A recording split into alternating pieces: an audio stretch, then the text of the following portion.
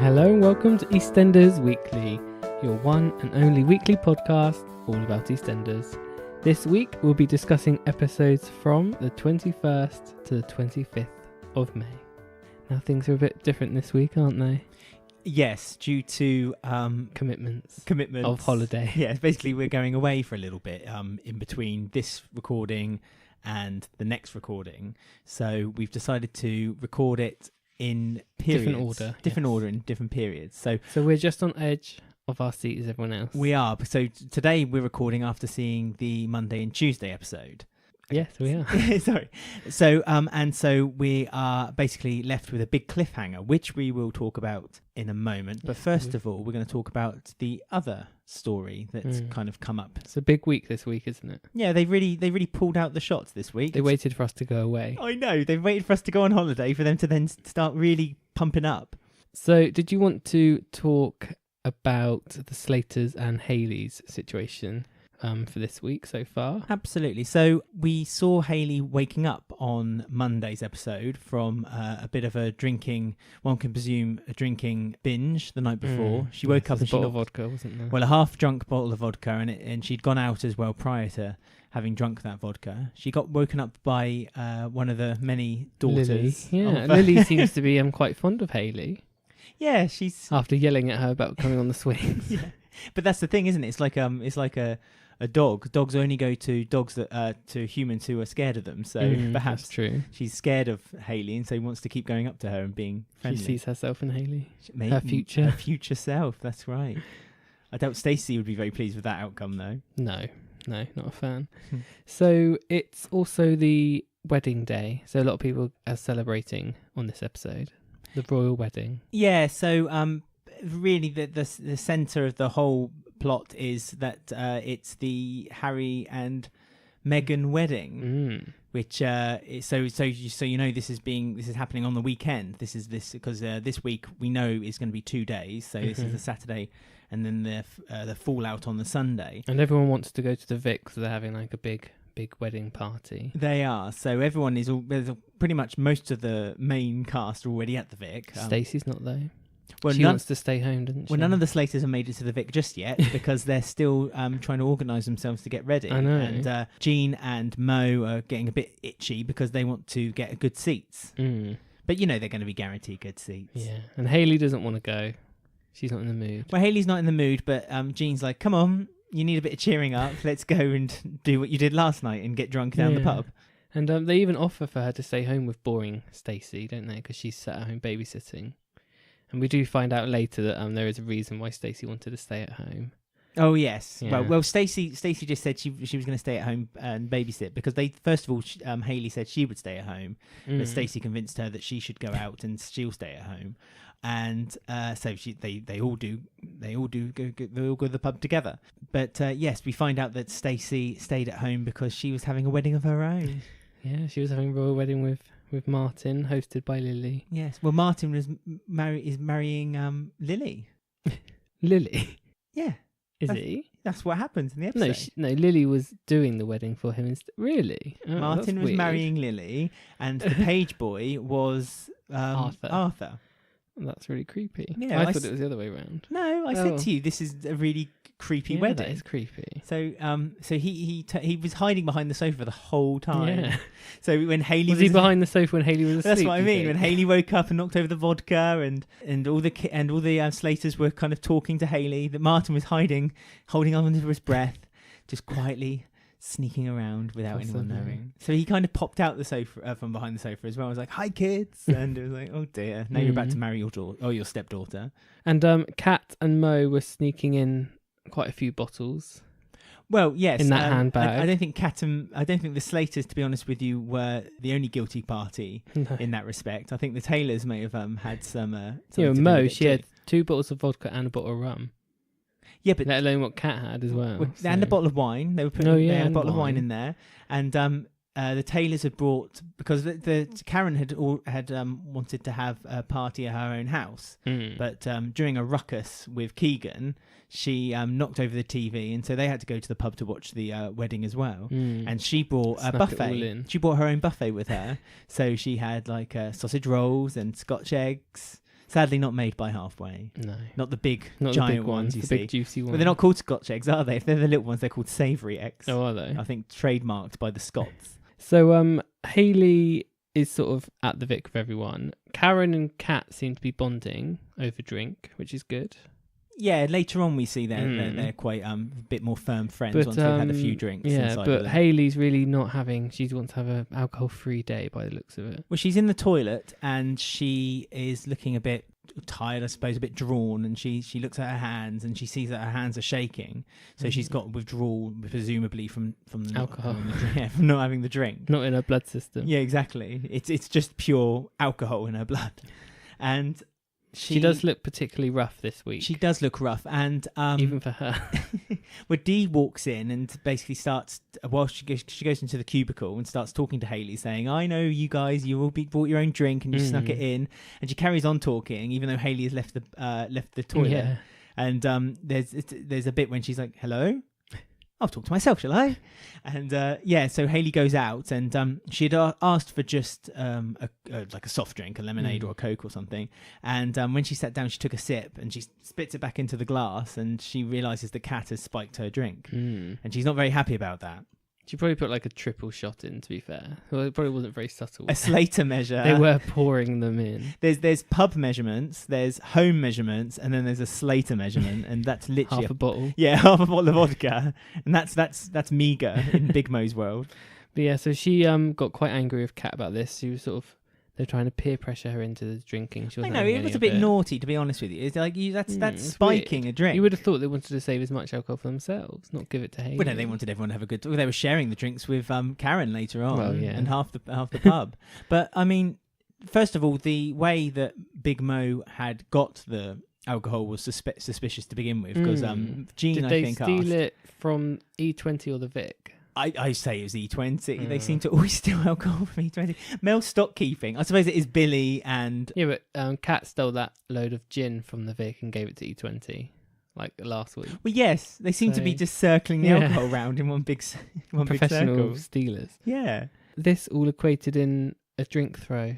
Hayley's had a few of these so far, actually. She has. She's got it down now. She got it right square in Kat's face. And if you notice, Kat did the old trick of keeping her mouth open, so she was able to get some. She? Yeah, always keep your mouth open. If you've upset someone and they throw a drink in your face, keep your mouth open. It's an old wives' tale, but it's true. And you always make sure you get a little bit of the alcohol just to make it better. So she stormed out of the Vic and sort of went on her own little storyline from here. She did. So this is when really... On location. It was. Well, on location for some of it, yeah. And then they used their old tube station set again. They love that tube. They must put some money into that set because they use it a lot.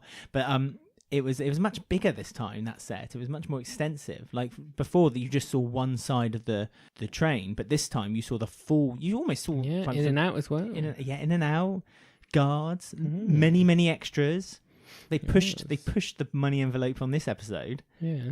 So Hayley's storyline is kind of showing what the true darker side of living on the streets. I guess this is a way that some people spend their nights on the tube, isn't it? Yes, so I suppose it was going down the moral high ground again. But I think the main story they were really trying to portray here was what Hayley's journey into making the ultimate decision that she makes at the end, which you're still not sure. There was a big revelation, wasn't there? There was a big... Well, the biggest revelation was at the end of Monday's episode where she is in this public toilet and she's unwrapping her stomach, which you learn she's done to kind of push in the bump that she has as she's now pregnant.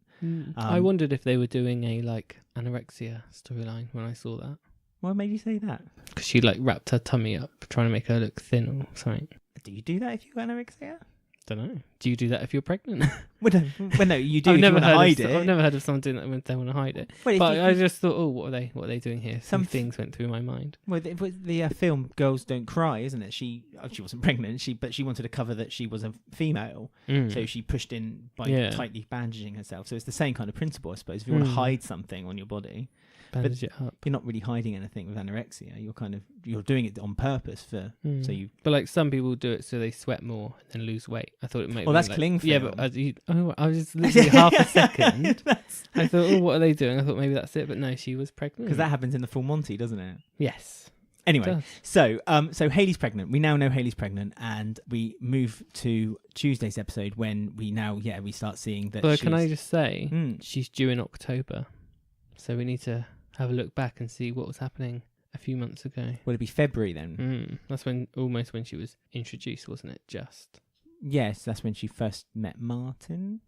Is Martin the daddy? Well, that's what we talk about maybe near the end. So this is where you were saying about the storyline where it showed kind of like the grim side of homelessness and about why people perhaps don't, live on the streets and don't have anywhere. And also how careless people can be if you ask for help and you're sort of looked down upon. Well, that's it. So she is on the tube train and she's decided, which is something I never knew happened, that people, because you pay one fare and it's a warm environment, it's also quite safe.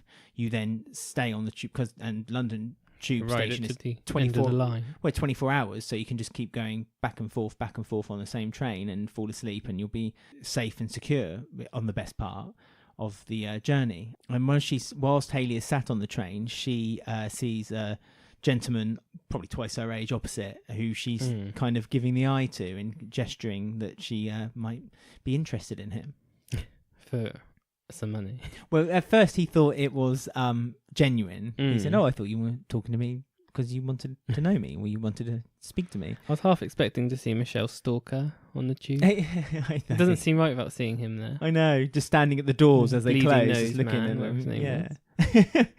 Michelle's gone now, so's he from the memory of the soap. And so she kind of convinces him to pay £40 to go home with him, and he starts talking about his cats. I thought it was lovely when he said about cats with green eyes tend to be more alert than cats with, and it was like I genuinely found that interesting. I was like, oh really? I'd have paid £40 for him Went home with him. Tell me more about that. And as they get off the train, she pretends that the guards know her, and she quickly runs back on the train. The doors close, and you see cash up front. Because cash up front, so she already has his £40, and so you see Hayley's softer side, because as the train's about to go, she mouths to him, "I'm sorry," and you can tell the passenger is, he understands, so he kind of gives a knowing gesture as the train goes by. But that's not the last we hear from him, because obviously this is where Hayley's story progresses, where she's given up on humans, male especially, some females, because they didn't help her out. And slowly she's convinced that actually not everyone is as bad as she may think at first sight. No, because she meets someone else, doesn't she, on the train? Another sort of quite a young girl. Yeah, a young girl, doesn't she? She doesn't look that young. Didn't you think? I thought she did. Yeah. I thought they cast that well. I thought they actually cast like a 13-year-old to play a 16-year-old. I thought I did. Okay. Maybe you need your eyes testing. Maybe I'm older than I think. Yes, that's it. But so she was obviously new to the I'm homeless world and was sort of looking for a bit of not advice, but I think Hayley's put it upon herself to look show after her the ropes her, and put stuff her under and her how wings. Things work. Because she said that her mother, she basically had no mother from the age of 13, so you kind of presume that she's possibly been living in hostel then, or adoption, going from foster care to foster care and just not getting on very well with it. So as you say, she's kind of now decided to take the world on by herself. She watches Hayley throughout the time that she sees Hayley doing her tricks to the passenger earlier, and she's kind of almost, you can see, so she's trying to work out, so she did that, okay, she did that. But then later on you find out that she's actually slept with men for money before, or at least men to buy her alcohol. She's done sexual acts to men, because she said that there's a good market, which is, it's probably true. It's there's a good market in girls who are... Oh, yeah, because she said girls who look underage but aren't. Yeah, men like that. Men like that girls don't look at 16 but are 16, so you're able to get away with it, as it were. It's a very dark episode this week, both episodes. Very dark week so far. I mean, I genuinely been watching it this week and almost felt gut punch in my stomach. It's just been absolutely really difficult to watch in some instances.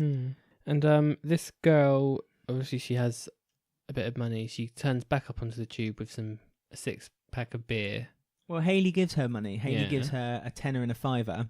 The tenner initially is for her to buy some sanitary sanitary sanitary, towels, because that's another instance where Hayley asks for help by these group of girls who, to be honest with you, all those girls did deserve a slap. Three Lauren Brannings. Yeah, exactly. That's what Lauren Branning would be like. If Exactly. She was She's like, no. And you could hear their conversation and they're going, oh, have you seen Steve? He's so fit in the office. Oh, yeah, I definitely would. Oh, yeah. And so Hayley just says, oh, girls, help a girl. It's a time. And they're like, no, we're not helping you. And then laugh as well. That really made me angry. It's like, she's got a period. And it's like, go away, you horrible, horrible women. Obviously, that's the reaction you wanted to have. Yeah. Because we all root for Hayley. I'm a team Hayley now. Yes. She she gives the girl, and the girl says, oh, but I might not be able to get back on the train again. So Hayley gives her another £5. And then she quite bold as brass kind of swans back onto the train with a 8-pack of beer.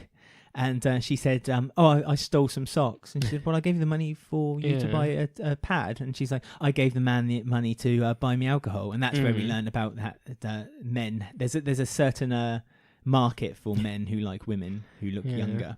And she offered Hayley some alcohol again. She's still saying no.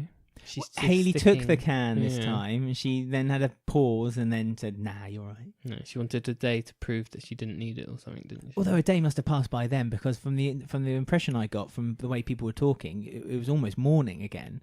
I mean, it was still dark, but it was like 3-4 Yeah, but she didn't wake up till like 9, so... Oh, no, that's true, yeah. It was still the same day. Well, probably later than that, because they only turned up at the pub when the wedding was just starting. Yeah. And that was like 12 o'clock, yeah. Oh, someone watched it. No. I just know what time it was on. You just knew what time to avoid Linda it. told me. She wouldn't let me forget. Oh, fair enough. Is that before or after she had her third bottle of Bacardi Breezer? She was probably drinking from a bottle with a straw. Yeah. Well, it's nice to see Linda with her hair down for once. But yes, but it still didn't stop her from being uptight about what was shown at the pub that evening. That's true. So Hayley's male friend from earlier sort of appears again because she falls asleep and she wakes up and he's sort of next to her looking at her. Yeah, kind of a little creepy. But good intentions. And she says like, oh, what are you doing? And the guy's like, keep it down. I don't want people to know. And she's like, no one's looking. No one cares. And I didn't think that was strictly true, because I got the impression that everyone was on the train was looking at her once she had a bit of a scream at this guy. But yeah, so he's the only one who's kind of supported her for the last, since she's really come onto the square. Jean? Jean sent her a text saying, hope you're okay. Oh, okay. Well, lovely Jean. So Jean supports, but then Jean's a good woman, so she will support anyone until she's given reason otherwise. While everyone else hates you until you're given reason otherwise to be liked in the Slater family. And this passenger, a little heart to heart, didn't they? He did. So he said, if you just asked me for the money, I would have given it to you. And she's like, yeah, right, okay, whatever. And he's like, no, I would. And she said, I've heard this all before. And then she goes to give him his money back, but then she realised that she's had all the money taken from her by that girl. Do you think we're going to see that girl again in future? Because I've got a funny feeling that later down the line, not for a while, but later down the line, she's going to kind of appear on the square. Yeah, it's either one of those things that they've been doing recently where they introduce a character for like 2 episodes and they leave. Or it's another one of those things where they test to see who's popular. It's a maybe testing. Bring them back. It's a testing ground. And to be fair, you could tell there's a lot of story to be told by that girl. So it'd be nice if she came. But then where would she stay? That bloomin' Slater house. They're going to build an extension soon. Stay outside. Stay in the potting shed. A little tiny shed with the cat, Dot's cat. Yeah, so that was really midweek how Hayley's storyline finished. Well, it ended with her phoning someone. I was just about to say, we did have that sort of phone call. She phoned someone, don't know who. But then it went cut to Martin just getting off the phone to someone, but we don't know who was on the phone to. That's right. So you don't know if Martin was speaking to Hayley. Well, Hayley... Or Kush. Oh, Kush, I missed you tonight. Yeah. Where have you been? Well, Kush wasn't at the Queen Vic, so maybe Martin and Kush had a chat. Men's night in, a lad's night in after his wedding to his daughter. Yeah, he went to go see Kush to tell him all about it.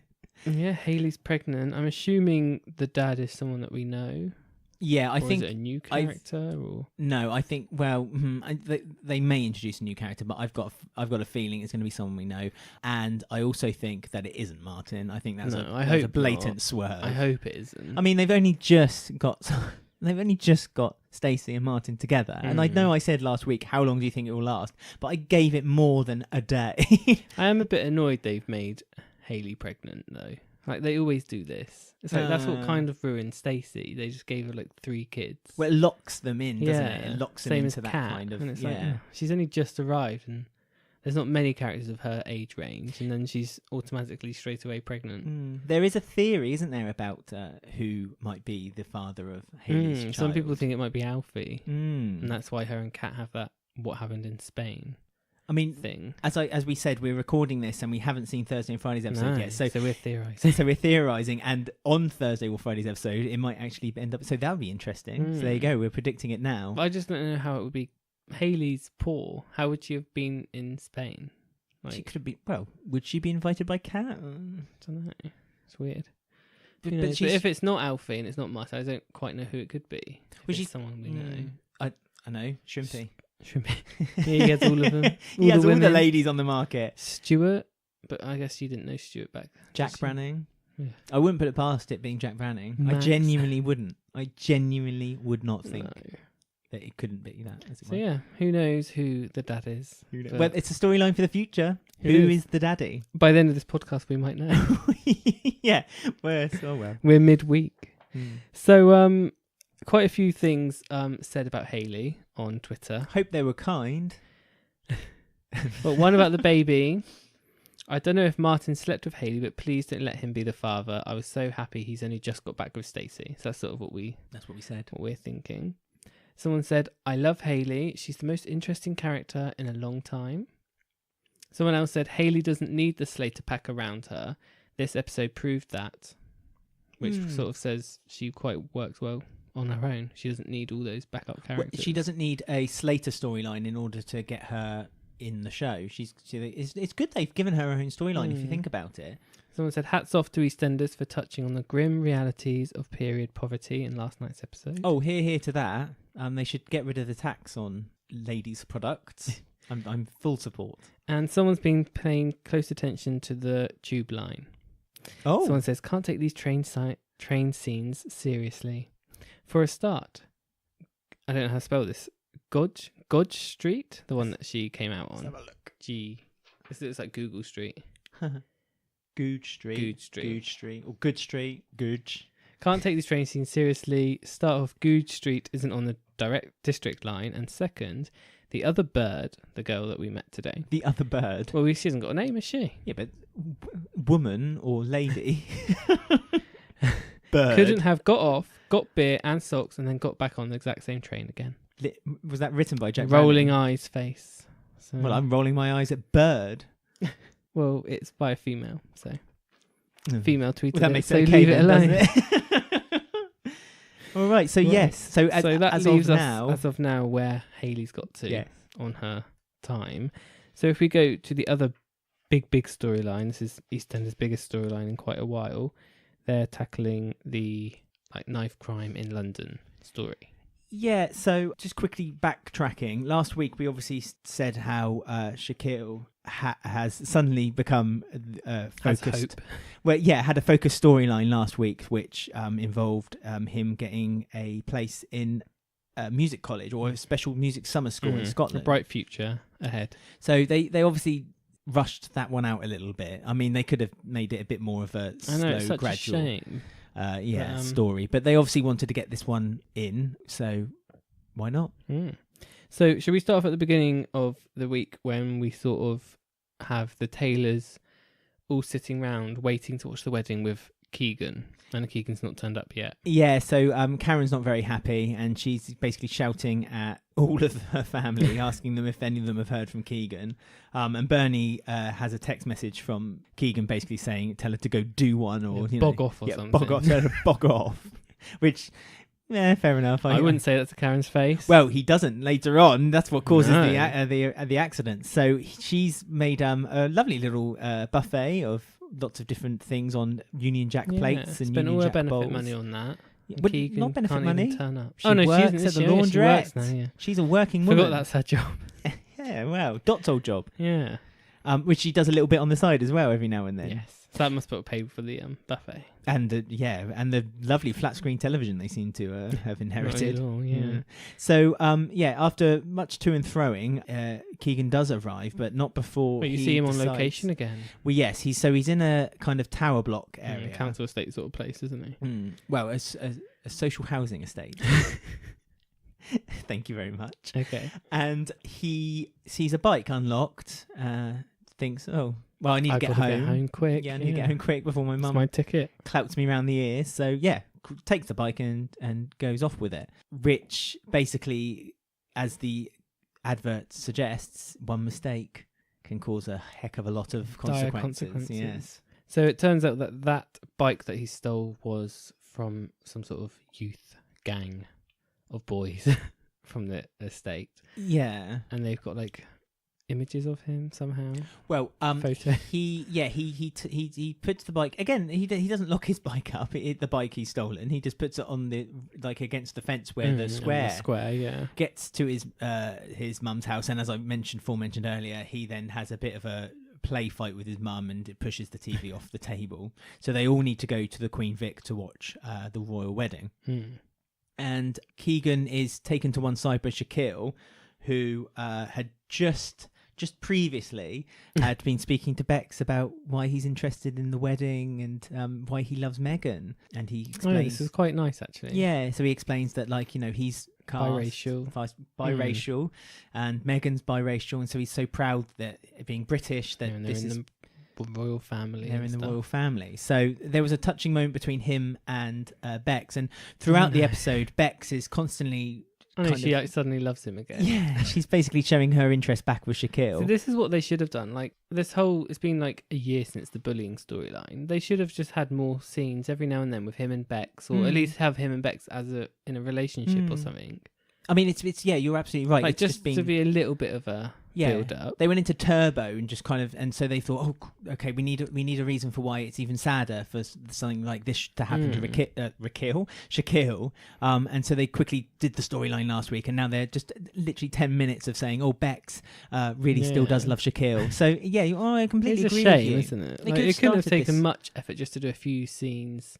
In and out from time to time, just so you can kind of still get it to grasp of what Shakil's doing and who he's been with. Who his friends are and stuff. Before last week, the only time we saw Shakil was when Kush came back from holiday. Yeah, for that one scene in the hallway. Yeah, not even a scene. He was just there. I think he said one thing. It's like, "Have you got me any duty free?" Yeah, it's like, that's really rounding up the character. It was really weird. So, oh well, let's make the best of a situation, as it were. So he's obviously seen this photo on social media. Does he follow the gang on social media? No, maybe. How did he find it so quickly? Well, he said that it'd been, I think it was Facebook, so it'd been shared a few times. If you look, there's quite a high share rate. 22 people liked it. That's something that always confuses me about Facebook. It's like, oh yeah, I like the fact your bike has been stolen. Not I like. So it was quite a clear picture of Keegan. Yes, well, there's the first picture he shows him, and he said, there's no way they can work out it's me from that. And then they swiped, and it's like, literally, it's like he's looking directly at the phone. It's like a EastEnders promotional photo of Keegan. Stood actually in front of the Albert Square sign. Where do I live? So he's basically saying, you need to give the bike back. It's like, no, I love it. I want this bike. This bike's too nice. He's not scared, is he? Yeah, he's not scared. Well, he's playing the big I am. And he says, this gang, they're a big, well-known gang. That's why it's not locked up, because it doesn't need to be. Yeah, and he said, well, if they're careless not to lock something as good as this up, then it's their own fault, and I'm keeping it. But Shakil's not really taking that as an answer, and so kind of conspires to find a way of getting the bike, unlocking it, and then taking it back to where it was. Yeah, the hero. Well, yes, he was doing a nice thing for his friend. So trying to keep his friend out of trouble. So everyone in the Vic is getting more and more drunk as this night goes on. They're watching the wedding. Mick and the lads, plus Donna and Mel, want to watch the football. Yes, and which so they get Mel to bring a TV from E20 or somewhere, or her own personal TV to the pub to watch the football on the other side. So at the top of the pub, they're watching the FA Cup final. Behind Linda's back. Yeah. Again, anyone outside the UK, the FA Cup final is a big important football match that they do every year. And then at the front of the pub, they're watching the royal wedding, which... And there's cheering and songs. There's cheering, they're singing Rule Britannia, and they're both trying to outdo each other. So basically, they're giving you the atmosphere that if anything should happen outside of this pub tonight, you ain't going to hear it. You're not going to know about it because everyone... happy. Yeah. Even... Shirley. Yes, even Shirley said... Because Mick said... if any of the neighbours are going to start complaining with all this noise, and Shirley said all the neighbours are in the pub, so there's no one to complain. So they've basically planted the seed that is that if anything, absolutely anything devastating should happen outside of this, outside those four walls, no one's going to know about it until it's too late. So just bear that in mind. And Shirley even secretly watched the wedding upstairs, didn't she? She did. She was upset. She was crying. The hard-faced cow was crying. But it was nice, actually, that because first of all, she said that I'm paying for this wedding, and how dare they, how dare they make us, watch it, and taxpayer, that kind of cliche. Yeah, she was secretly watching it upstairs. And Linda said she'd keep that secret as well. Oh, did she? Yeah. Oh, is that going to come out? She said she won't tell anyone that she was doing it. Can you imagine that ends up being a big storyline? Christmas storyline 2018. Yeah. I know you watched the wedding. So as we said, so everyone's in the pub. Keegan's in the pub watching the wedding. Mick knows that they brought in alcohol. The Slaters have brought in alcohol. Mick knows that the Taylors have brought in food. In fact, he says Riley or Chatham is eating a sausage roll because he can't tell the difference either. Like us, no one can. And so Keegan then goes off to have a leak and goes to the toilet. And Shakil takes it as an opportunity to get his coat and start rummaging through his pockets. And that's when Keanu starts twigging that something's going on. He's doing something. And Shakil comes up with the excuse that he's planning to buy Keegan a new coat, which is lovely, isn't it? Nice friend. It's like something Martin and Kush could do. Yeah, Kush they're real friends for their future. Keanu seemed quite upset, like, I want a coat. Buy me a new coat. He hasn't got anyone to buy him stuff anymore. Ingrid's gone. She probably took his coat with her. Probably, without even asking. or put a chip-stained hand down the front of it. Now it can't be worn again.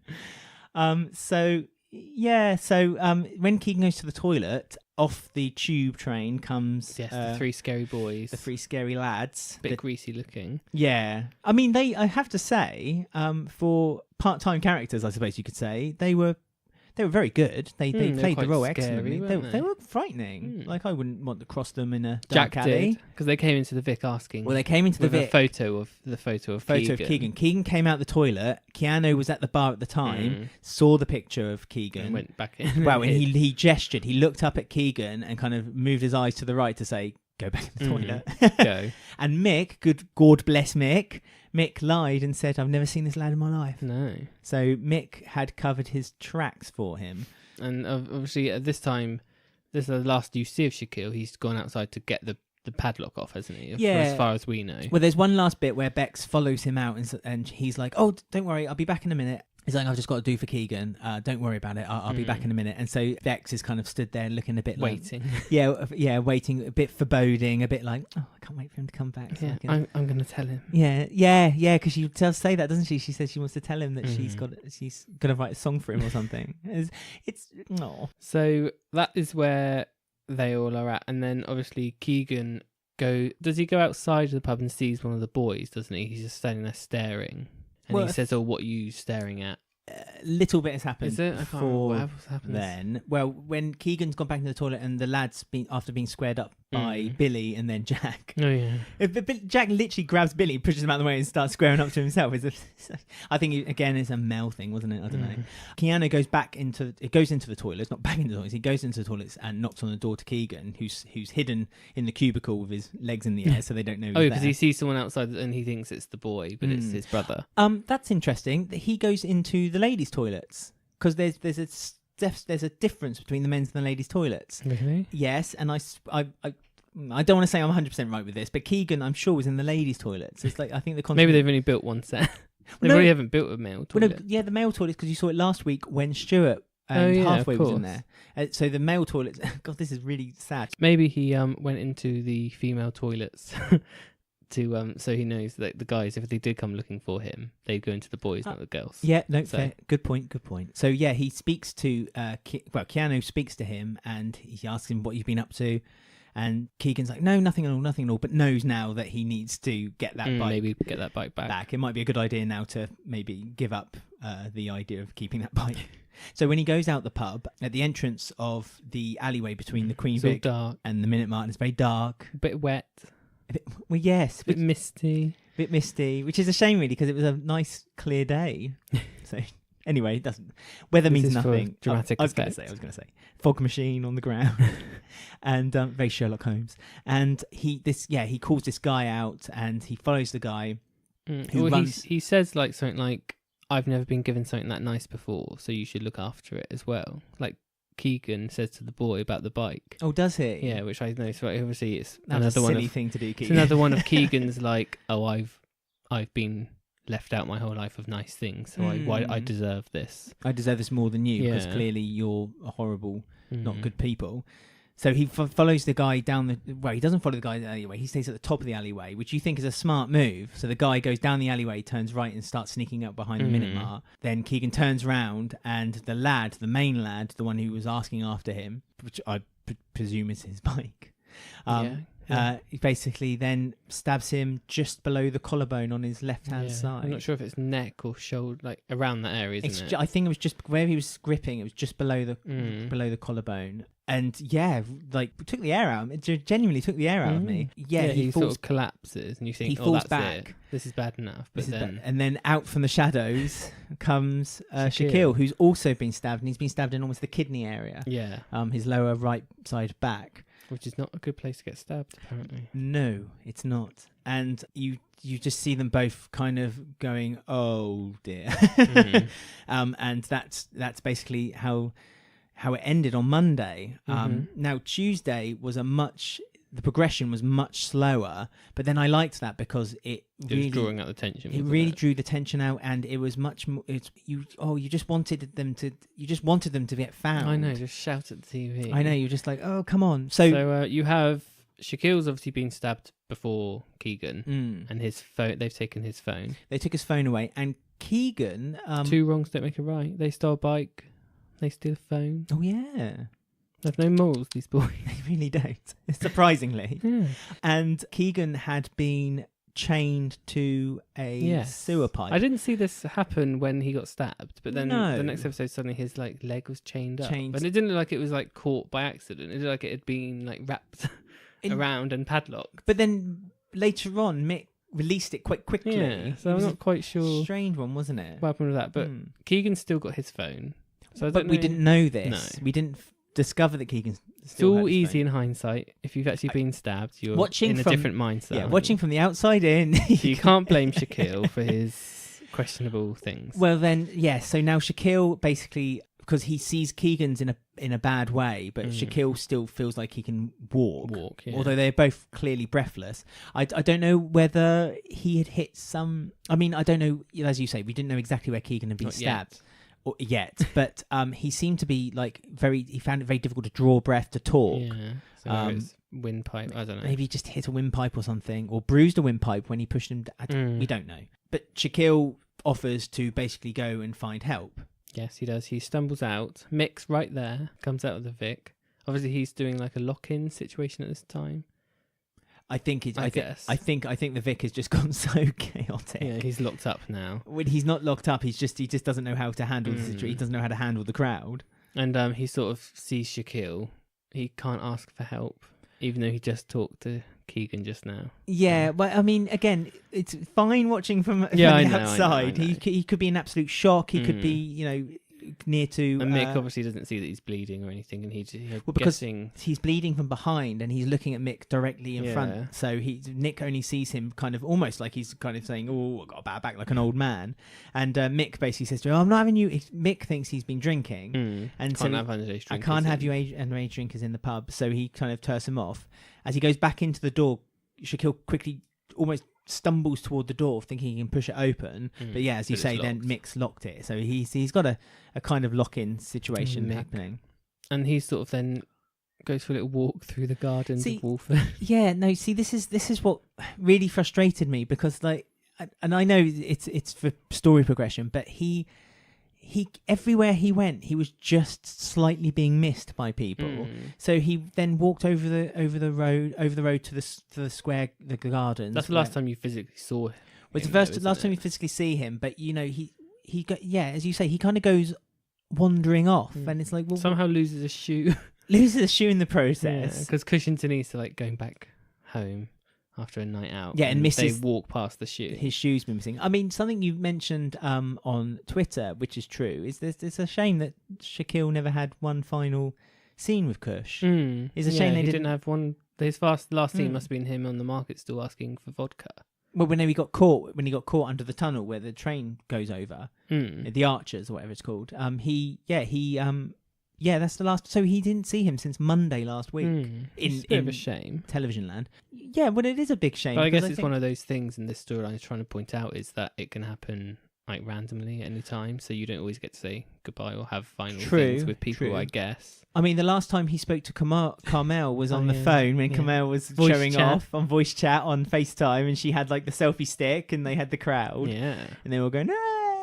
at the wedding. So obviously Carmel is completely oblivious of the situation. So yeah, he stumbles off and he sees another couple. I think they're just kind of extras walking past, and he just whines, tries to help. He tries to say help, and he can't. Meanwhile, Keegan is still in the alleyway with his hand pushing down on his wound, and he's crying out for his mum, which was really sweet, wasn't it? Yeah. So again, his mum is obviously the world to him, and he needs her. He's desperate for her help, and it was so sad when that happened. Because like the Vic is pretty much closing down now. Kat and Karen are extremely drunk. Well, they've basically been drinking. So Mick has asked Ted to keep an eye on the bar while he goes off and takes Linda upstairs, because we've discovered that if Linda's had too many shandies, that she can fall asleep on a washing line, which I love that line.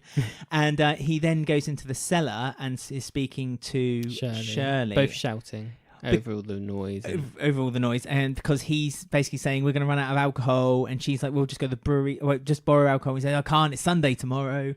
So again, causing confusion, and Mick's too uptight to care about anything else. He just wants to get this pub emptied, and Keegan's in the alleyway, not very loud, but desperately trying to get his attention.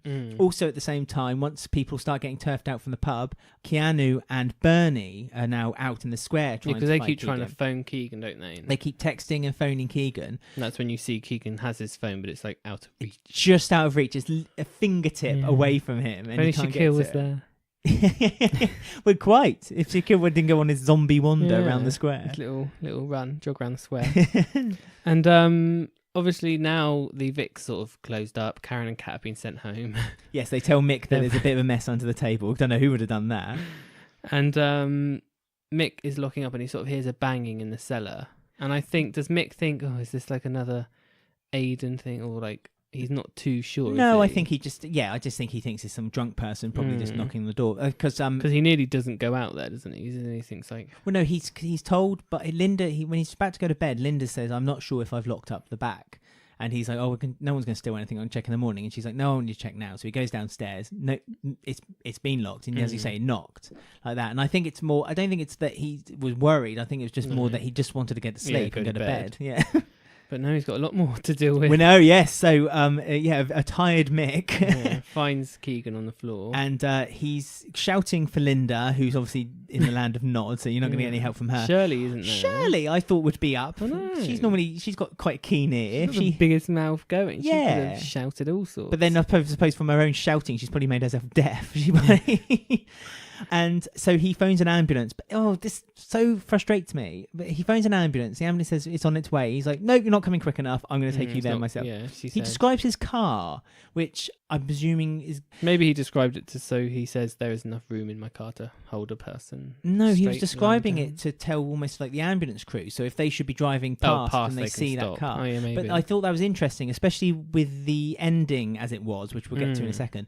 So he's got Keegan in his car now and he's sort of panicking to get him to hospital. Keegan's trying to say, Shakil. Shakil's in pain as well. But he can't get it out. He's doing it really... Shakil. Yeah. And he's trying to like open the back car door on the motorway. I know. I get it's probably panic and just trying to think of anything to try to get Mick's attention so he would listen to him. But that's really the worst way of doing it. He could do... I mean, I don't know. You just can't... But he sort of overtakes someone on a moped. No, he doesn't overtake someone. He's about to go into someone on a moped, and then he quickly swerves out the way, and by swerving, he spins the car around. It's a bit unnecessary. I don't think he did it on purpose. I think he was panicking. But and then, obviously, we end with this big cliffhanger of a lorry driving into the car. I know, as if things can get any worse for poor Keegan. I said it reminds me of like, and I saw an advert for Casualty a few weeks ago, and like, it's like someone's wedding, and like the car breaks, which is bad enough, but then a lorry drives into you. But you're absolutely right. That's exactly what Casualty's like. It's like you go to the edge of a cliff, you get hit by a bird in the eye, and then you suddenly fall off the edge of the cliff, hang yourself on a rock, hit your head on the side of a rock, and then a blooming ship cuts you in two. It's like, one thing after another. Yeah. I mean, there's been lots of praise online about this storyline. People saying, this is EastEnders that we love. It's back, tackling real stories. Brilliant acting by Zach Morris and the guy who plays Shakil. You've both been amazing in this storyline. What a great episode of EastEnders. Well done to Shakil and Keegan for taking part in such an important storyline, showing awareness and effects, the impacts it has. For the first time in weeks, EastEnders has been brilliant. So good to see it tackling such an important issue. I must say that this week, and we've only had 2 episodes this week. I mean, last week held a lot of promise, and this week they really hit the ball out of the park. I must say, it's been a home run, and it's and us jokingly saying about that cliffhanger with the lorry. I think it suited it. I mean, someone says here, after praising EastEnders yesterday, I do wish they'd kept the integrity of the piece by keeping the focus on the stabbings rather than having it as a big cliffhanger of making it focus on Mick. So I mean, I think yes, you're right. It should have been focused on the stabbing, but I think it was just one way of showing the panic of this character that's trying to help. And someone says the car chaos at the end took the focus away from the 2 victims of the stabbing and places it all on Mick.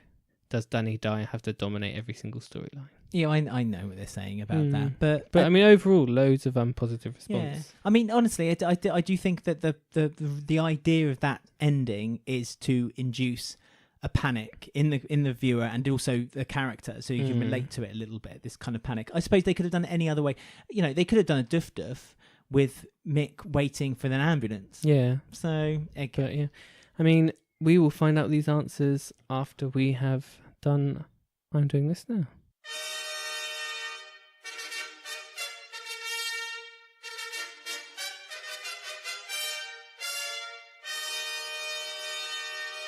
Just do this now. So, this week we are going to be talking about Kelly Taylor, who was played by Brooke Kinsella. Zoe's best friend. Zoe's best friend was Kelly, but you may recognise the name Brooke Kinsella as she. You'll learn about her in a moment, but it's quite relevant to what's happening this week on EastEnders. Yes, she's helped them with this current storyline. She has. So let's first of all start with the character of Kelly then. So Kelly was introduced as a part-time character as part of a prostitution storyline featuring Zoe Slater when she ran away from home. Kelly proved popular and became a regular character in 2002. Kelly had been thrown out by her family at a young age and had been taken under the wing and convinced to become a prostitute by a malicious pimp named Roxy Drake. That's a good name, isn't it? Mm-hmm. She meets Zoe Slater soon after she runs away from home, and Roxy becomes keen to encourage Zoe to participate in selling herself too. But after Zoe escapes, thanks to Kelly helping her, Kelly returns to face up to an angry Roxy. Kelly returns late in 2002 after Zoe decides to run away from the Slaters' home for a second time, following her father's heart attack. Poor Charlie. Is that her dad? Oh, she sees him as her dad. He had a heart Oh, attack. that's right. Yeah. Because yes, after deciding to leave to Tenerife to stay with one of Kelly's rich clients, they return to Walford, and Kelly starts to lodge with the Slaters and becomes part of their family. The Slaters have always been Lodges. lodgers. That's right. They always take people into their house. Big house. They've always had a big house, obviously. Zoe and Kelly become firm friends and start running a clothing store on Bridge Street Market. Perhaps that's something Whitney could do in the future. It was quite... Well, she can take Donna's stool. Oh, don't be horrible. Poor Donna. On New Year's Eve, Kelly shares a kiss with Spencer Moon, which misleads Spencer into thinking that something serious was going on. He starts to give her gifts and flowers and agrees to go on a date with him, but explains that nothing more will happen. Kelly starts getting pursued for money that she owes a ex-punter, Simon. When Simon threatens her with police because she can't pay him back, Kelly cons Spencer into giving her some money and also steals some from the profits of the stall. When Zoe just... How many profits are there on a market stool? Well, this is the early 2000s. This is when markets were still in vogue. Nowadays, I'd be very surprised. Also, if he's an ex-punter, surely him going to the police about him using a prostitute would be illegal anyway. Well, no, he doesn't have to say how he knows. I guess. But... You never guess how I found out. When Zoe discovers, she accuses Spencer of stealing the money and disappears. When the truth is discovered, Zoe forgives Kelly and she returns just in time for Spencer's 18th birthday and takes his virginity. Lucky Spencer. Do you remember Spencer Moon? Yes, I do. He was an interesting character, wasn't he? He was so... I watched an episode recently on YouTube of the amazing episode where it was a fairground terror. Oh, yes, and it yes. all collapses and he's on a big slide.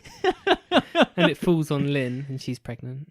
And that's how Lynn leaves. Wasn't he trying to tell someone? He was trying to tell someone something. He knew a secret. And it started shaking. It was just ridiculous. Spencer Moon really was it's like I'm surprised he stayed for as long as he did. He became a bit of such a joke character by the end. And also Robbie. He was a Robbie. And remember when he did either the first or second series of Strictly Come Dancing and he just couldn't dance. Do it, no. And so he did that dance when he literally ran for 90 seconds around the dance floor with a cape. Anyway, is this Spencer Moon or Kelly? Sorry, you're absolutely right. So when Alfie Moon offers Kelly to take Spencer on another date, she gets the wrong end of the stick and thinks he's referring to her prostitute past, buying her to sleep with Spencer, which ends their relationship. Kelly. That's what soaps are built on. Misunderstandings. Kelly decides to move out with Zoe into a new flat, so it must be paying well at this market store. And at the flat warming party, she gets friendly with Ronnie Ferreira, which upsets Zoe, as she secretly liked Ronnie and mistakenly tells Kat about Kelly's past in the Vic whilst drunk. No one remembers the Ferreiras. They were the family which were hated. No they one. left within a year, didn't they? All of them. I think one or two stayed on. With Tarek, who is the half brother, you find out there's a half brother of them. I think he stayed on for a little bit longer. But yeah, they were very unsuccessful. That's when the ratings were the lowest ever. Yeah. So mid to early 2000s was a real low point, similar to really now, which a lot of people are saying. But what goes down, it's a roller coaster. It is. So it goes back up again. So Ronnie soon discovers the secret after Tarek, Ronnie's half brother, forces Zoe to tell him about Kelly and leaves Kelly devastated and upset with Zoe, but they make a promise that their friendship is more important than either of them pursuing Ronnie in the future. Can you see where this is going? A few weeks later, she sets her sights on Martin Fowler at his birthday party. I know. Everyone loves Martin, don't they? A bit of Martin. He's the hottie of the square. She makes a move on Martin to make Ronnie jealous, but he doesn't bite and starts flirting with Zoe. Kelly feels... Got a thing for Slaters? No, that wasn't Martin. That's Ronnie. Okay. No, well, Kelly feels rejected and sleeps with Martin. And... What about Sonia? Not just yet. And although would Sonia have had his kid? He would have had... she would have by then. Bex, She would have had Bex by then, as delivered by Big Mo. And it causes a strain on Zoe and Kelly's relationship, which starts to show. Later in the year, she spies Ronnie kissing another woman, but Zoe doesn't believe her and throws her out of the flat. Hurt, Kelly goes to Angie's den. Whatever happened to Angie's den? Got turned into a phoenix. And takes an ecstasy tablet given to her by Tarek. She collapses, and a worried Zoe realises that their friendship meant much more to her than she thought. She realises that quite a lot. Just the way it goes. The way the cookie crumbles. Tarek threatens Kelly to keep her mouth shut about the tablet he supplied, or he will share her past with everyone. On New Year's Eve 2003, Kelly goes to Scotland with Zoe for an all-night rave. On their way to... This is with other cast members too. On their way to Scotland, the minibus that they're in crashes in the middle of the Scottish moors, leaving Zoe immobile and the group stranded. Kelly stays with Zoe while everyone gets help and cares for her and tells her just how great a friend she has always been to her. The weather turns cold and Zoe starts to become unconscious. Panicked and a little over-emotional, Kelly and Zoe kiss. They haven't done anything like that in ages, where all the teenagers go on like a trip. Because there's going to be a lot The last time they did it was when Peter Beale and Lauren and Lola all went on a camping trip. Oh God, I even remember. And I remember because the actor who played Peter Beale said he kept having to be topless for no reason, and it didn't make any sense because he was in the middle of a field. I think it made sense to some viewers. I mean, again, they don't do that anymore, do they? They need to have a big trip. With Hunter, Tiffany, Bex. Well, last week we were saying that they needed to start a band. Yeah. But maybe they could start a band and do a tour. Yeah. All good. So they've kissed. So Zoe Apparently. and Kelly have kissed. A time passes and Zoe is reluctant to discuss the kiss, but eventually they talk about it and agree that they aren't lesbians, and the kiss was a knee-jerk reaction due to their situation. This got a lot of stick when I was... It sounds ridiculous now. It was a lot of people were saying it was done for ratings, it was done for a bit of a shock value, and I think the writers panicked because they didn't really know what to do or where to go with it, so they just kind of said, oh, well, we were both going to die, so kiss, the end. Late in the spring, Vicky Fowler tries to match Spencer and Kelly by locking them in the office of Angie's Den. They start to argue and Kelly tells Spencer she only slept with him out of pity, and Spencer calls her out on her past. But they start to talk, and when Vicky returns, they are kissing. They remain happy and decide in the summer that they want to become reps in Ibiza. Kelly passes the interview, but Spencer doesn't and is forced to stay home while she leaves. He can't even do that. He's useless. To be fair, if you're going to be a rep in Ibiza, you don't really want to go as a couple. It's not like the best job to go married, coupled up, is it? That's true. And also, I reckon Spencer would need someone looking after him if he went to Ibiza. When she leaves, she tells Spencer that she will always love him and promises to come back. But alas, she does not return. And Spencer gets told that Kelly has found another man and has moved on. And that's the last we saw of Kelly. So... what has Brooke Kinsella MBE been up to since leaving the show? Well, after she left the soap, she continued to have a thriving career as an actress, starring in Rose and Maloney and period crime drama Jericho on ITV. She was also a panellist on Big Brother spin-off shows Little Brother and Big Mouth. That's when it was still on Channel 4. The good Big Brother. She also took the role of Nikki in the award-winning Feral Generation, which is a feature-length film where she plays a sexually abused 18-year-old. The story revolves around two young characters who are in love and living rough in inner-city London. It explores how they spend their days trying to survive rough living, being unwanted by society and overcoming their addictions.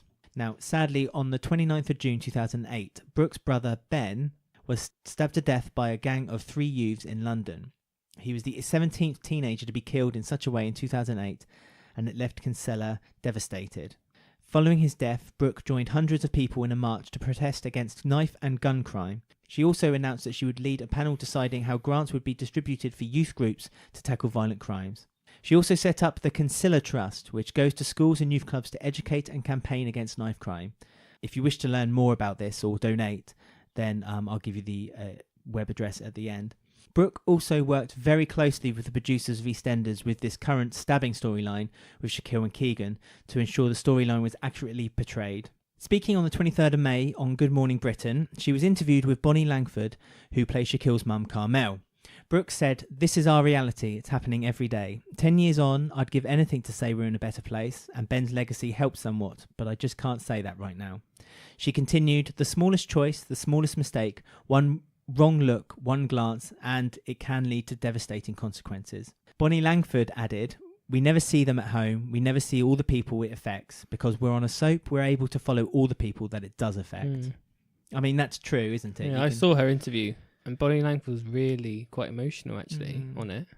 But she said that she phoned up Brooke and before the storyline started, and they'd had a chat. But yeah, Bonnie Langford has said that this storyline is going to be a long continuation of how these sort of things affect everyone in the local community. I think it needs to be done well. It's an very important message, and it's especially relevant at the moment because knife crime in London is huge, really bad. If you would like to learn more about Brooke's fight against knife crime, or indeed donate to her Further Education to Young People Fund, visit www.penkisilla, that's BENKINSELLA.org.uk, or visit her Twitter, which is @Brooke Kinsella. As I've mentioned, she also continued to act throughout her campaign, and in 2011 she was appointed an MBE in the Birthday Honours list for her prevention and fund against knife crime. Brooke has also founded the True Star Academy Theatre School for 5 to 16-year-olds. As always, there will be links to our featured actress Brooke on I'm Doing This Now in the show notes, or you can see it on our Twitter, which is @Eastenders Week. And please remember to visit the website benkinsella.org.uk for more information on how to donate to her really worthy campaign. And that was this week's I'm Doing This Now.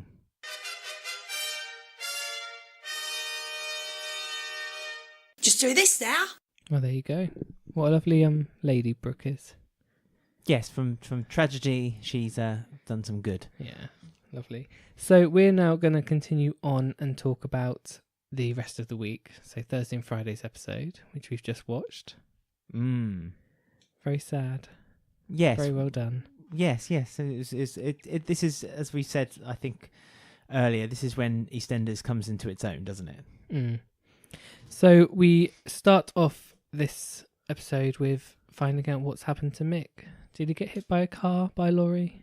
Yes, well, yeah. So obviously he swerved out the way, so there was nothing to worry about. And then another car arrived, nearly hit him as well. That swerved out the way. Well, it was a few cars.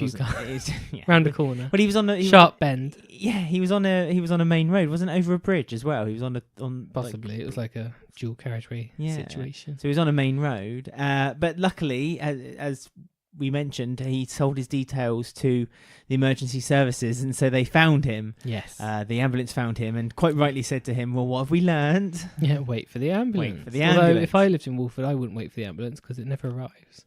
Well, no, the ambulance normally gets there just when the person's dead. Yeah. So we had then him and Mick and Keegan taken in the ambulance, and then we sort of cut then to Mick giving Shirley a call, waking her up. She's like the only sober one in the square. Surprisingly. I know, first time ever. She's the only one who hadn't been drinking that night, other than Mick. So we start off, it's like very early morning, like, is it 4 a.m., 5 a.m? I saw the clock when Keegan got taken into the emergency room. It was about 5 o'clock in the morning, so light was starting to break on the square. So Shirley was awake, and she had the mission to let Karen know. Try and wake up the dead.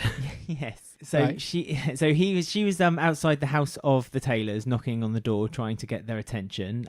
Although she was being incredibly loud and kicking the door, she does best. No one seemed to hear her, and apart from Masood, who was walking across the square, because he was awake early because he was in a good mood. Well, he was in a good mood, and he was in a spiteful mood, and he was ready to go and find a suitable time, as he put it, to wake up Bill. Shall we quickly go back and just say why he was in a good mood? Well, yes. So he's now tied himself up into the story, the clever little wily fox. So now we have to talk about him. Yeah.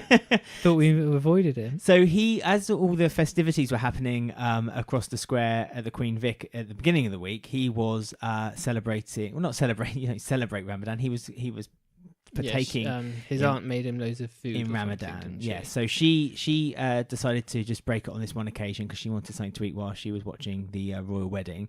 But Masood said that he was going to wait until nightfall came on. So she had cooked him what looked like a delicious. It was samosas were there, samosas and all kinds of bits and pieces. Looked delicious. And basically his uncle and aunt decided to gift him with what we found out was £10,000. I know. Money. Couldn't they have given that to him like a few weeks ago before he went to this businesswoman? Well, no, I think was it lying around the whole time? They did it secretly, didn't they? They did it quite because they said it's almost a traditional thing. You don't ask for rent from your own family, so they've been staying in the house rent free. When they moved in, they were like, "We're not paying you rent." They were quite adamant on that, weren't they? But then that you found out that it was for good Well, yeah, they've been For saving good. up secretly, I Yeah, guess. for him. Masood, for So his future. he has now £10,000, so he's all cocky, and he's now going to tell Ian, I don't need your business deal because I've got my own £10,000, basically. Yeah. I mean, we thought that perhaps there was something else to do with the whole storyline at the beginning of the week, because Chachi, as she calls his aunt, she said whilst watching the wedding that she'd met the Queen Mum, and that when she was a nurse, and she's a very, very nice person, and then tells Masood that he's a good man and he deserves the best. And when he asks, what do you mean? Oh, yeah. She says, oh, you'll see. So you sort and of I... hinting at like a arranged wedding again. Well, we thought she was going to try to set him up with someone again, didn't we? Maybe that's to come. No, I think it was. It was do you think the the money was £10,000. okay, Yeah, let's hope so. So they know he was a good. She man. has tried that already. So. Yeah, and it didn't go very well. No, And I think he never made his feelings known that he didn't really want that to happen. So he's decided to get up at 5 a.m. to knock on Ian's door and brag to him and tell him where to go. But he obviously bumps into Shirley. Well, he was being spiteful, and he just wanted to say that he didn't want to be in this partnership anymore because Ian seems to use him as his lackey. He makes him clean out the ovens and the deep fat fryer, and Ian kind of stands on the sidelines going to banks and trying to become the councillor or the chair of the Walford committee. Like God knows. But on his way to see Shirley, you see him sort of step over a bit of blood. And he sort of looks at it, doesn't seem to be too bothered. It's and just Walford. walks on. There's blood everywhere. Yeah. Shirley, even when Shirley tells him, like, oh, Keegan's been stabbed, he doesn't seem to care, does he? No, yeah, it's really odd. He's quite selfish, isn't he? He says, "Oh, well, that's sad news. I've got some good news actually. As it happens, I've come into a bit of money." And Shirley quite rightly tells him to shut up and stop thinking about himself and go off and do what you want to do. When he was saying that, I was just like, that's just really horrible. Well, it's not really. It's not a nice character trait to give No. Masood, that all he cares about in this absolute crisis at the moment is that he. And it was almost like he didn't care when it was Keegan, but when he was told it was Shakil, he was like really worried. Well, no, because when he was told it was Shakil, that's when He put the two and light two bulb, together. the light bulb moment came on. Still, I thought that was really off, even for Masood. But Masood is quite a selfish character, which but is that's why we don't like him very that's much. Like really selfish though. Like That was ultimate, being told wasn't it? like a 16-year-old boy's just been stabbed, and I'm trying to tell the family, and he doesn't seem to care. I mean, he did as you say, he redeemed himself, because when they found out that Shakil was missing as well, after Shirley had frantically tried to get She tries to send a message to Karen, but she writes it on like a cigarette packet, box. and posts it through the Posts door. And Keegan finds that, and he's about to throw it away, but he does see the message. She's trying to get Cush's attention too, and she buzzes his door, and then when she asks him if Shakil is in his bed, and it was really good actually. She was very emotional, and she was saying to him, if he's in the bed, then there's nothing to worry about, but please, can you just check? Let's just hope he's in there. Yeah, let's just hope he's in there. We all know he wasn't. He wasn't, and so then Cush finds himself downstairs with Shirley and Denise, and they then start the hunt. And also, your favourite came out the door as well, and was told to go to the police because he knows the area. Remember when Shirley's knocking on the door? Robbie came out, and Robbie's like, "What's going on?" And Shirley's like, "Get dressed and off you go." Wasn't he? Yeah, there were others. I mean, I'm presuming that a lot of the cast had a few days off during this, because a lot of them were. It was a very sparse cast during this. Billy came out. Well, they're all hungover, weren't they? Well, yes, exactly. But Billy came out to help in his slippers.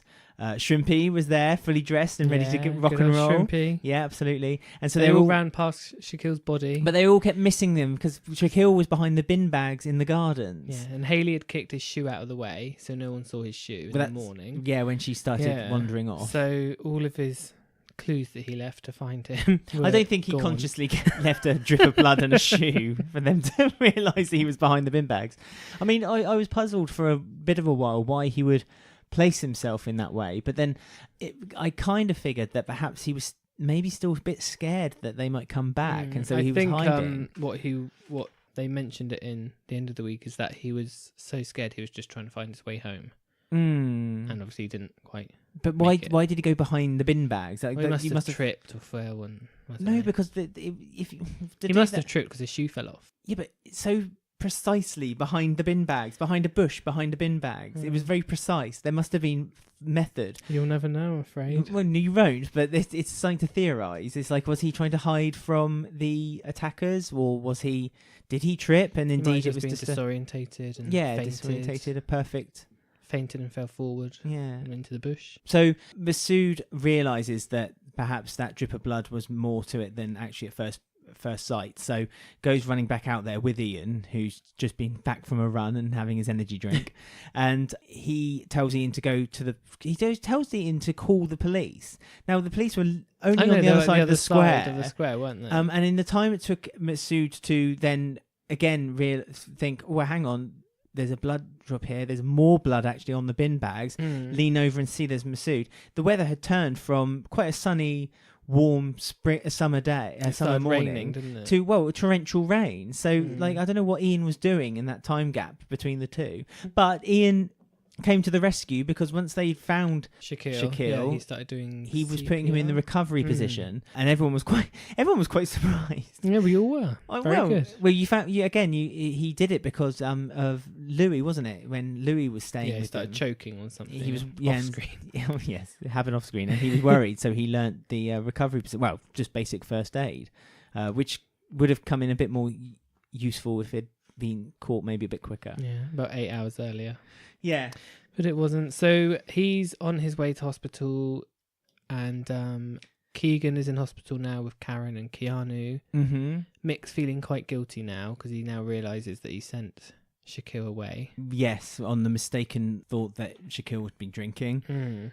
And Kush had now got in touch with Carmel to let her know that she needs to come home. I don't think he says why, but he says you need to come home now. No, yeah. Because the next episode is when you then see her running. Well, frantically, she starts running towards the they're general. doing cuts between her running and Shakil's sort of last. Well, having resuscitation, his last moments, which isn't really happening. I'm trying to work it out. I've only seen it. Obviously, we've just seen it now, but I don't know whether her running was to the same beat of the pulse machine or not. I don't know, but maybe. Perhaps that was something that I was maybe wanting them to do, something like that. But so she's frantically running to the hospital. I mean, at the end of Thursday's episode, really, Keegan recovered and he was again asking for Shakil and asking. And the whether police were was asking okay. for him. They were asking him to say a little story. What happened? Well, this was tonight. So he was being interviewed by the police, and he was adamant that he couldn't remember anything. Well, he said it was just a one-off attack. Nothing. I don't know why it happened. It was a one-off attack. He sort of had in his mind that the police were putting him onto a category that it was a gang. He was in a gang. It was gang violence. Yeah, which again confused me a little bit. Where he thought he would get the blame for some kind of for the attack. Well, he just thought if they think I'm in a gang, I'm a black 16-year-old. They don't care. They're not going to try and solve this case. But then, by telling the truth, he would have been acquitted from being in a gang.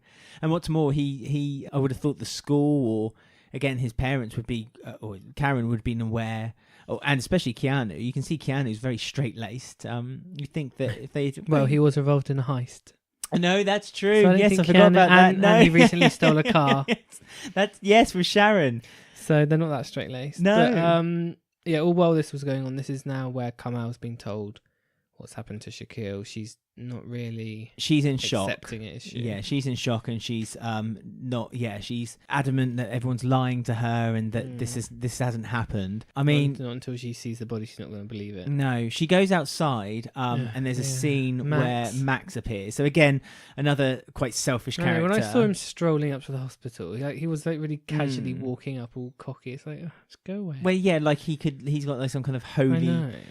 blessing that he can solve Carmel's I really wanted problem. to come out to just like slap him in anger. I knew Carmel wouldn't because Carmel was really, really upset. But I thought Denise might have said something because Denise went chasing. She told him to go away, didn't she? She did, but then when Max see. was like, "I need to speak to her," Denise gave in far too easy and kind of walked back into the pub, into the hospital. And I was so angry. I really wanted Denise to give Max a chewing of the ear. Go another away, Branning decided to stick his nose in as well. He's got his coat back. He's got his camel coat back, but Jack decided that because being an ex-police officer and all that jive, he could kind of help along with the with the incident. So he's kind of strutting from one police officer. He's always to the one next. to help the community, isn't he, Jack? Well, if it helps. If it helps his personal image. He wasn't very quick to come forward though and say he can make a statement about the identity of the kids. Yeah, because he was right up close to him. Yeah, so he'd be able to give a very good statement. And again, as a police officer, he'd be able to record and recall the identity of someone quite well, I'd thought. I mean, Shirley was helpful. She was going about making tea for Sharon. Well, no, it wasn't for Sharon. Well, I'm so Sharon angry. took Sharon the just last came one. up and took it.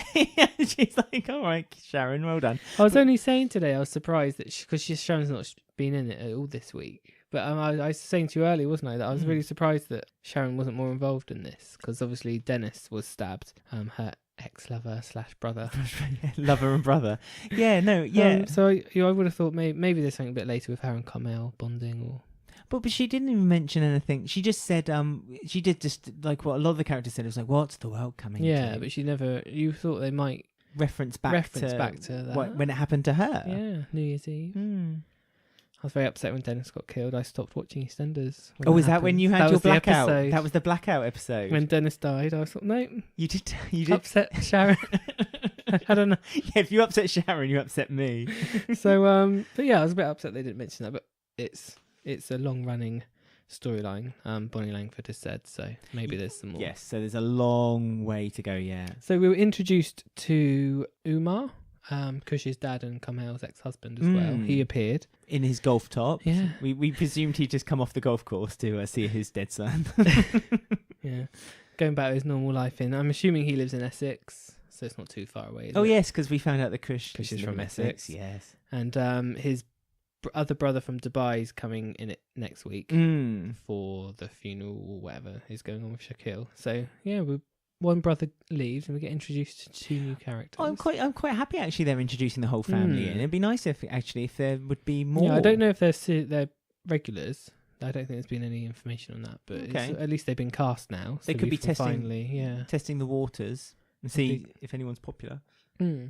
So we had some brilliant acting from Bonnie Langford because she eventually not really accepted it, but she wanted to see his body, but it's a crime scene now. Yeah, so no one's allowed in. The police officer did give in very easily. Yeah. Well, she just looked at him for a while. Well, she said, I brought him into the world. And the police officer just kind of looked at her, nodded and went, come on then. Yeah. So all three of them went in to see him. And he was half wrapped in a body bag. He was. So the actor couldn't breathe for that whole scene. Bless him. You saw it from Carmel's point of view as well. So the camera kind of went round the curtain and you saw him. So bless him. She had that. It was quite a long reaction shot, wasn't all in one take, but very effective. I mean, again, she was wonderful, and her reaction was spot on. You know, you'd just be breathless, wouldn't you, from seeing your son dead on a bed from this kind of situation. You went through every single emotion with her, didn't you? Yeah, you did. I did think though that her whining sounded a little bit like when you blow up a balloon and then you let little bits out at a time. Well, that's how she felt.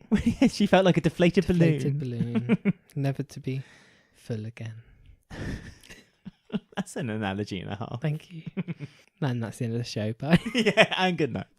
No. So yeah, I mean that was pretty much it. I mean it's awfully just a horrible, harrowing, very upsetting, depressing storyline where Shakil has died. Mick wanted to tell Keegan the news. He didn't want the detective to do it because he's still feeling guilty. And Keegan seemed a bit unresponsive to Mick. And after a bit of thinking, I get the impression that Keegan is a bit angry with Mick for not listening to him when he was trying to tell him about Shakil. So again, Keegan feels a burden of guilt because he thinks that Shakil could have been found trying to find someone to blame, isn't he? But Mick's already feeling quite guilty because he feels the same way anyway. Yeah, because he turned Shakil away, which is ridiculous. But that he turned him away, or that he feels guilty? Okay. That he turned him away.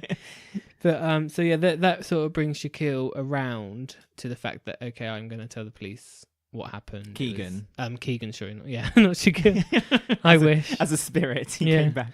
That makes Keegan think, actually, now I'm going to tell the police everything that happened. Yes. And that's sort of where it's left. That's where it's been left now. Story. But I, as you say, there's a lot more to go. This is a proper.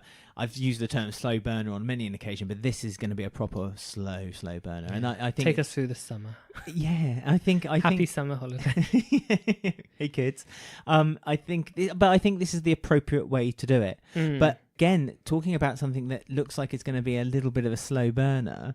I think that Hayley's storyline is beginning Well, to pick up. that was quite the shock.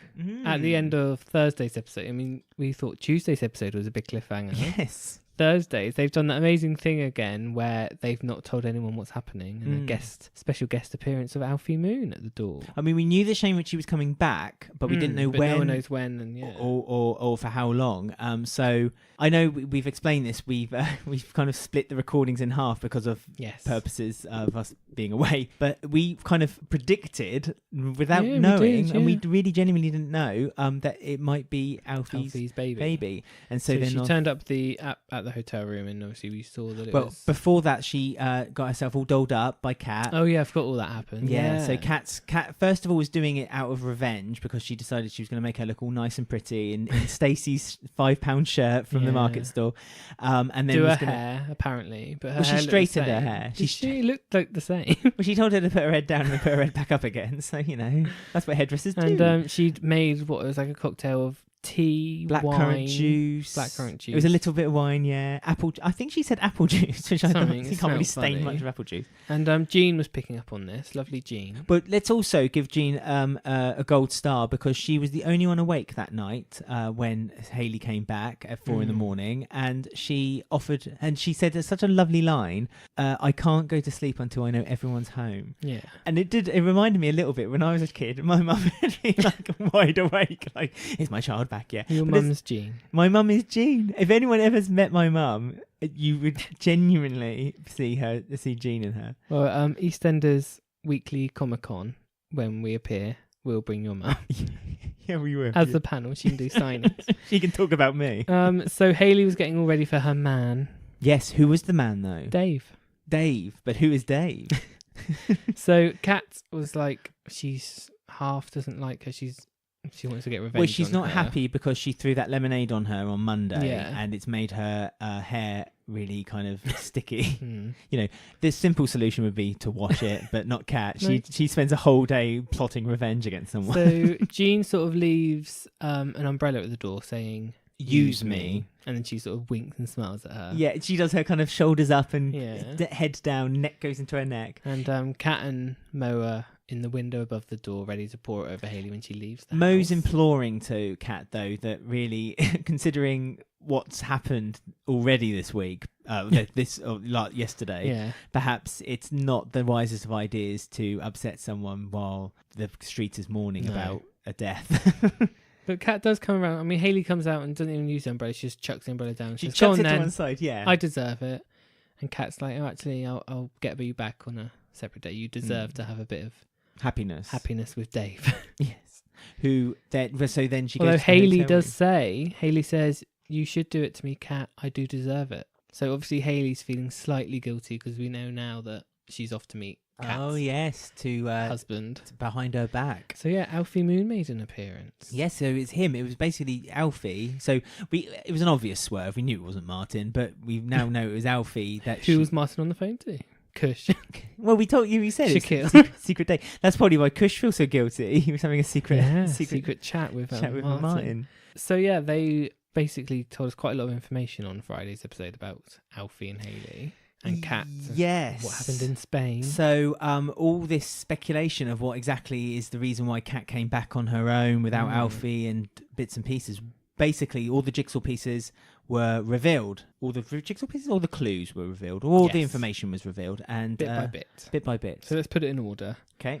So they're both, Kat and Alfie are now in Spain, running a nightclub. After Redwater or? After Redwater. After his brain surgery. Yes.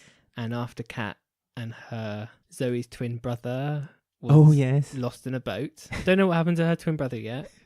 But anyway, they're in Spain. They've opened a bar because that's what Kat said when she came and the Russian people took it over.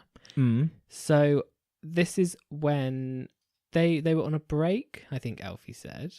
So it must have happened. So yes, Kat had started having an affair relations with a Russian guy, Dmitry, who I'm guessing is who took over the bar. Yeah, he helped fund it, didn't he? He put money into it with Dmitry. Them. So she started sleeping with Dmitry. That upset Alfie, but they were on a break. Got drunk with Hayley. No. Then Kat and Alfie got back together again.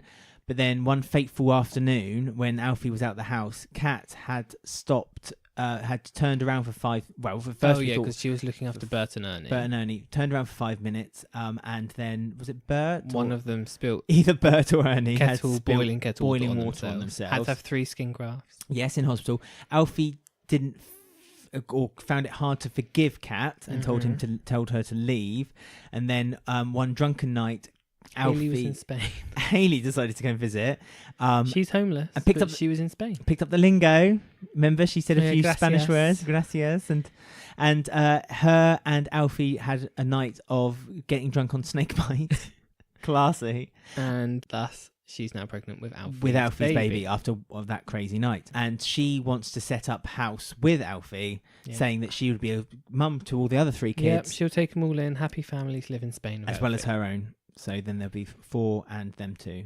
At the same time, Alfie's sort of hinting at Hayley that maybe you can help me and Kat get back together. But this is before before he found out that he's now parenting a child with Hayley. So this sort of turns Hayley's switch, and she's like, actually, I wasn't here to do that. I'm here for you to pay me to get rid of it.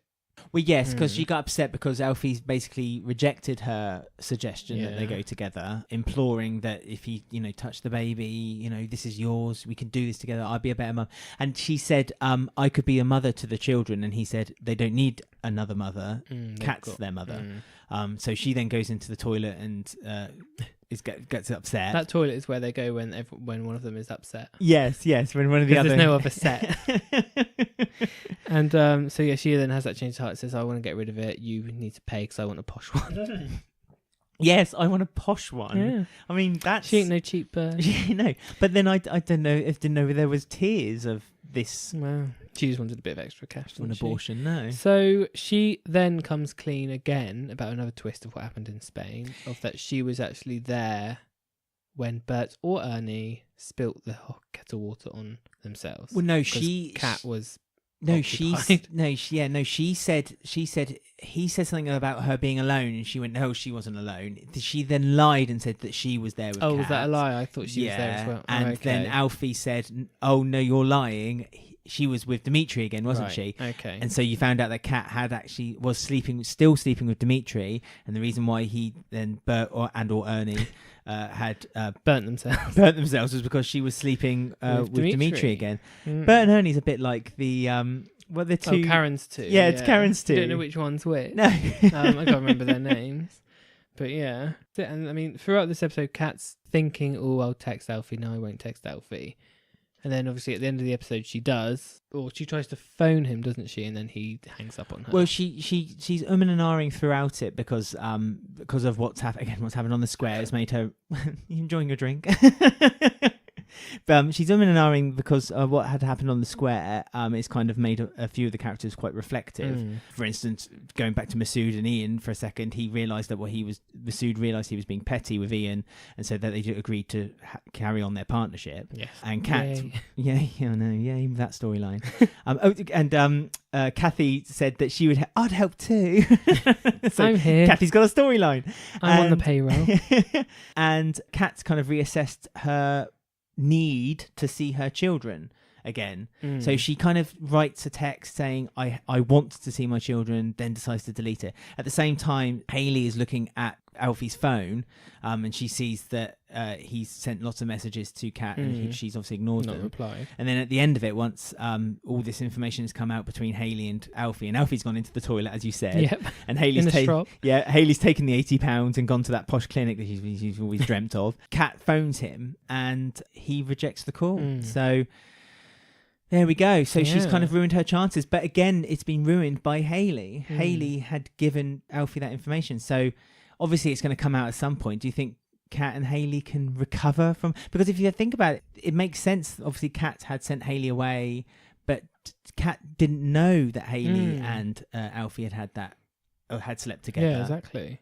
So when this information comes out, and also not only did she sleep with Alfie, but also Hayley had now ruined another chance. Told Alfie what's actually happened. Do you think Kat's going to forgive her?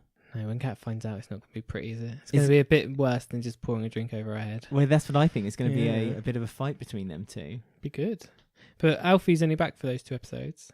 Oh, right. Okay, so that's the end of officially. So I'm assuming he'll come back again to finish this all off. Yeah.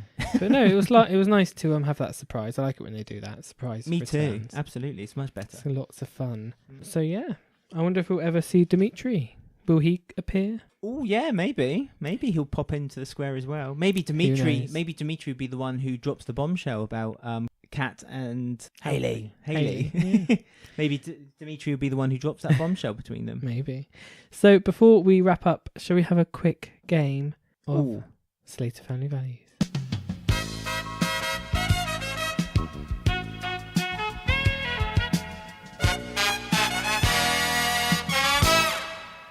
Very exciting. So it's my turn to play. So I'll recap the rules. This is Slater Family Values. This is where you have to connect two characters from EastEnders, past or present, together in 6 steps, like 6 degrees of separation. This can be related between family, friendship, workplace, or murder, or a crime, or, whatever links those two goes, but it has to be done in 6 steps. Okay. So you have 1 minute, and the characters I want you to link are Charlie Slater. Okay, hang on, let me write these down. This is difficult. Charlie Slater, so Kat's dad. Yes, I know Charlie to Slater. Kim Fox / Hubbard. Oh, Kim. Okay, so away we go. Right, so Charlie Slater is the dad. I think you gave me a hint for this. Is the dad of Kat Slater. So that's 1 step. And then Kat Slater is married to Alfie Moon. Let's try that. 2 steps. Alfie Moon looked after the Queen Vic for Peggy Mitchell. 3 steps.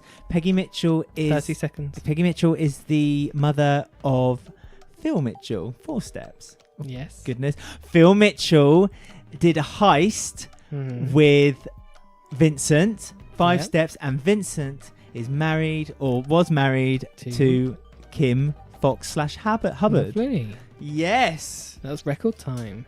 45 seconds. I'm getting a bit of a groove on this game now. Like the first time, if anyone ever heard the first one, I was just a bumbling It was a really idiot. difficult one. So I got Charlie's Kat's father, same as you. You gave me the clue, you see. I know. I said Kat cleans the Vic for Mick, which is similar to you said Peggy and Mick. Mick was involved with the heist with Aidan. Aidan had Vincent kidnapped. Vincent is the father to Pearl. Pearl's mum is Kim. Fair enough. I think quite similar again. Very similar. Great minds. Yeah, that's what Slater Family Values is all about. Lovely, great. So, we managed to squeeze that in. Yes. So we are now doing the poll of the week. Yes, the poll of the week. As always, every Sunday we pop up a poll. Sorry, I don't know why. There may not be a poll this Sunday because we will be out of range. But there will be one Monday. in the week, maybe. Yeah. Yeah. So yes, Ben's very quite committed. Right. We're very committed. So we may not be able to put the poll up on Sunday, but on Monday there will be a poll, and it's basically asking a question about the soap. The week we'll say what city are we in, and we'll give 4 options, and a photo is a clue. And so this week we asked, other than shouting, what is the best way the Slaters could resolve their differences this week? Don't have an affair with Kat's husband. Well, that's just basically stopping the problem before it begins, really, isn't it? You should. It's not the symptom, it's the cure, isn't it? So there was 4 options. It's another Queen Vic riot, because we did enjoy the last one. Yeah. A wrestling match. Boo. Calmly over tea and cake, which I Lovely. personally would like, just because I want cake. Or a joust down Bridge Street, again, which I'd love to see. I can imagine Shirley doing that, but maybe not the Slaters. Well, she could do it on like a dog. I feel like you could see. Have you ever seen the film Labyrinth when they do the guy there? Anyway, so I voted for a riot in the Vic. Did you? That's my personal vote. Well, then you were right to. Well, if popular was opinion, it one vote? Yeah, 100%. No, we have lots of votes. If a popular opinion is the right answer, then you are absolutely 100% correct, because it's actually a shared top answer. Oh, was it? 38% for both another Queen Vic riot and calmly over tea and coffee. The polar, yin and yang. Polar opposites. Yeah. This country really is divided. Yeah, this is like the new Brexit. 48-52. We've never had a tie before. No, this is our first tie. But it's a history. nice tie. That's what I mean. It's like yes. it's quite a chaotic They can have a answer. riot and then they can have the tea and cake after. That's a very British thing, isn't it? Isn't it? That's the kind of British. It's like, let's have a war, and then we'll have a nice cup of tea afterward. Wrestling match came second at 19%, and I'm quite disappointed that more people didn't vote for this. Joust down Bridge Street, because that's the one I wanted to happen. I really was up for that. So yeah, 6%. Not in modern London. No. Well, what is modern London, You Ben? have to do a medieval episode of EastEnders. Set in the past. Well, like EastEnders in Blue. Medieval times EastEnders episode. So yeah, there we go. So as I say, look out on our Twitter at EastEnders Week, and there will be a poll this week. We just don't know when it will pop up. No, but it will be there at some point. But yeah, and as always, if you have any opinions or questions or want to just get in touch with us, we love it when you get in touch with us because you we have read them out and we comment them during our topics and things. We do. It's good, and hopefully next week we'll be able to do that as well. Next week's might be a shorter show. We're not sure yet. Yes. We're back on Saturday. We're back Saturday lunchtime. So we have like half a day to watch 4 episodes. You've got to watch 4 episodes of EastEnders. Make a show, edit a show, and get it published. So we'll see what happens. But we love you guys so much. We're going to do it. Yeah, we're committed to not miss a week. Yeah. No matter what. We'd love your good luck and wishing us luck on Twitter. So yeah, at EastEnders Week on Twitter.